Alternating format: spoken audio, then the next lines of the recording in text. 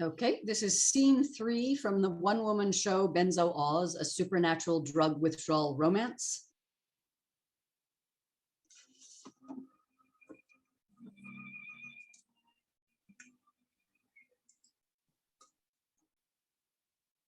You can see it.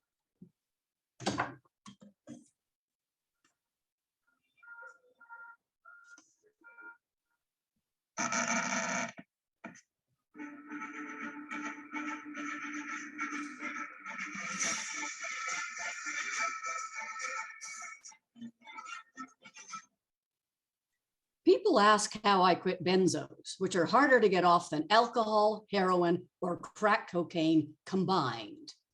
Me laddies and lassies, therein lies a tale, a piratical one. For 20 years, I was too ill to go to the farmer's market across the street. Wistfully, I peered down at the shoppers from on high, but the pain from fibromyalgia combined with the exhaustion of chronic fatigue syndrome kept me from attending, along with blood pressure so dangerously low, I often couldn't stand up, let alone carry packages. Home care help or a friend brought my groceries for decades. The market was only kitty corner to my building, but it might as well have been on the moon. But quitting those 5 prescription drugs gave me most of my health back. To my astonishment, the pills had caused many of the disabling symptoms and dramatically worsened the pain, which began to break up like an ice flow in August, and largely to my astonishment, disappeared. What was left was manageable without meds, and soon I could carry heavy bags without agony. Bliss and independence beckoned. The day I crossed the street to Nelson Park to buy my own groceries for the first time was like a new dawn. I was doing something so normal that most people take for granted. Yet when the musician played Hallelujah, I began to cry, because for me, this ordinary activity was a miracle. The West End Farmers Market and their look of organic produce played a huge part in my healing, and just as importantly, gave me a community which not only supported my recovery, but loved my tales of cutting out toxic chemicals, including benzos. Each week, the farmers brought me their very best work, and I brought them a story, each a labor of love.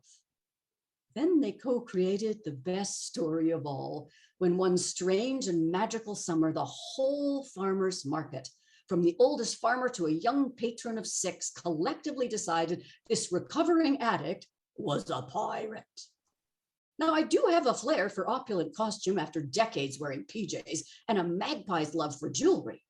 I often compliment people on theirs, adding, if I was less ethical, I would mug you. I told one farmer I must have been a thief in my last life, and he responded indignantly, no, you were a pirate. The next farmer insisted I was not only a pirate, but an ethical one, the new dread pirate Roberts, the first woman of the name. And so the legend began of the pirate queen of the West End Farmers Market and environs. I was always recognized, though incognito. Then came the day I experienced fireworks in the bedroom, but there was nobody cute there. It was my retina detaching again. As you can go blind, I immediately called my retinal surgeon. Turns out I did not need to rush to St. Paul's for surgery, just make an appointment the next day. The nurse I spoke with said, cover your eye, close it, don't use the computer, watch TV or read, and it might just reattach itself. And nap a lot, you won't mind, you're old. I was doing this over the telephone, but I didn't say it out loud because she was being helpful. Well, I didn't want surgery, so I wrapped an organic cotton dishcloth around the eye and dressed carefully for the farmer's market in a strapless dress, high heels, and a big picture hat that came down over one eye to distract from the bandage because I felt like a dickhead. So there I was at the farmer's market looking fetchingly feminine, if a trifle wounded World War I veteran. I'm about to start my shopping when a little girl comes up to me shyly and says, are you a pirate? Well, I'm killing myself laughing inside, but I can keep a straight face with little kids. So I look down and say, well, of course, me lassie, but I'm in my disguise as an ethical late middle-aged woman. How'd you guess? Well, She knows I'm reconnoitering and doesn't want to give me away, so she looks to the left. She looks to the right. And she points silently to the eye patch. I give her a wink with the good eye and give her a thumbs up. And off she walks, a happy child. Now, later she returns, but I swear she's a different kid. She's been living in the world of her imagination. She has an invisible dagger on one hip, a sword on the other, swaggers up to me and demands, "But are you a real pirate?" Oh boy. I had to think about that long and hard. I don't believe in lying to children. I mean, it's when you're telling a story, they know it's a story from beginning to end, but I'm standing at the farmer's market in a strapless dress. I looked down and realized she's about 6, the age I was when I had the rat crap beaten out of me for 2 years by bigger boys for the sin of being the littlest kid in class, with a funny voice from elocution lessons and big words because, well, Shakespeare. I never told because bullies are little terrorists and say you and your family will die. Until my mother found me sobbing my guts out in the basement, possibly literally, as a bigger boy had been punching me in the stomach every day for a month. Now, most 50s moms would have said, "Boys will be boys," or "What did you do to provoke him?" or worse, praying. My mother closed the curtains. You didn't teach little girls to fight back in the 50s, and said, "This will never happen again." "Oh, you're going to tell his mommy on him?" "No." "You're going to tell the principal's office?" "No." I did not like where this is going. She told my baby sister, who was being bit by the neighbor baby, to bite her back. So I made a preemptive strike. "Mommy, I can't fight them back. I'm way smaller than anybody in the class." "Yes, you can, dear, and I'll show you how." My mother looked slim and ethereal, like a puff of wind would blow her away, but she was a kick-ass pirate. She taught me a little judo, but I still looked and felt mulish. Then she told me about my Welsh heritage. Not money, not inheritance, the little kids' fight rules. Your grandpa taught me this when I was the littlest kid in class, and his daddy, your great grandpa, taught him when he was the littlest kid in class. Well, I worship my grandfather. If he thought I could do it, maybe I could.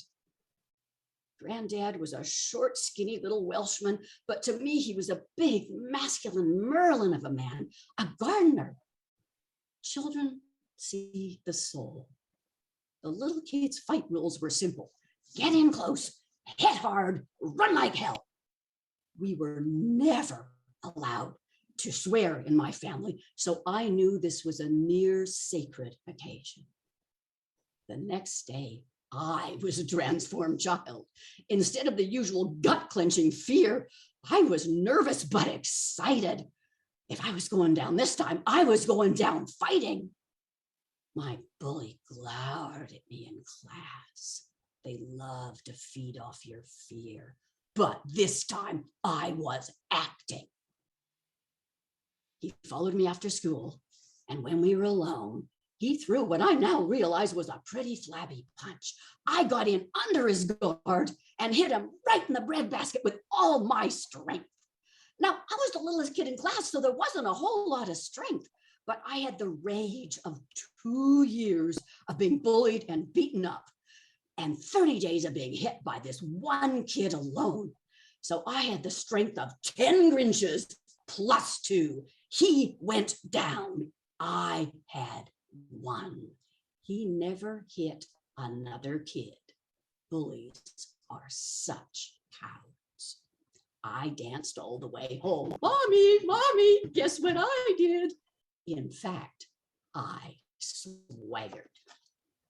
Now, this all went through my mind in a few seconds at the farmer's market.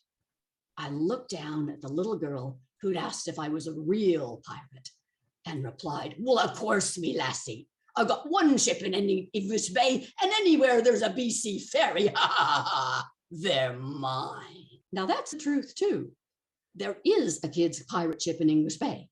As for BC ferries, they admit it. 30 years ago, a friend was driving hell for leather to visit me in Victoria at theater school. She arrived at the terminal, only to discover they'd hiked the ferry costs sky high and spluttered indignantly, "That's highway robbery." The ticket taker smiled.